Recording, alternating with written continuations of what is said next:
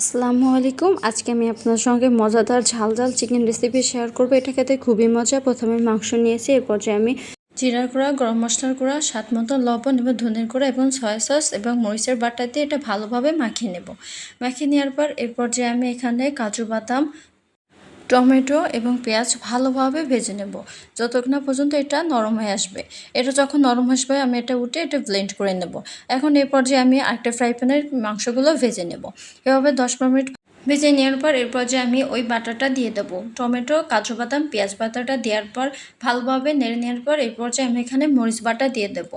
আপনাদের স্বাদ অনুযায়ী মরিচ বাটা দিন। এরপর যে একটু রসুন বাটা দেবো। রসুন বাটা দেওয়ার পর এখানে একটু পানি দিয়ে মশলাটা ভালোভাবে কষিয়ে নেব। যখন কষানো হয়ে যাবে এ পর্যায়ে আমি এখানে মাংস দেবো এবং টক দই দিয়ে দেবো। দেওয়ার পর এখানে ভালোভাবে এটা কষিয়ে নেওয়ার পর এরপর যে আমি স্বাদ মতন লবণ দেবো। এভাবে 10-15 ভালোভাবে কষিয়ে নিতে হবে। এভাবে 10-15 মিনিট ভালোভাবে কষিয়ে নেওয়ার পর এরপর যে আমি এখানে অন্য একটা ফ্রাই প্যানে বাটার এটা গলিয়ে নেব।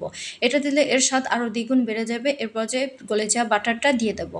দেওয়ার পর এখানে 10-15 মিনিট ভালোভাবে নেড়ে নিলে এই তো আমাদের ঝাল ঝাল চিকেন রেসিপি তৈরি। এটা খেতে খুবই মজা, একবার হলো বাসায় ট্রাই করবেন।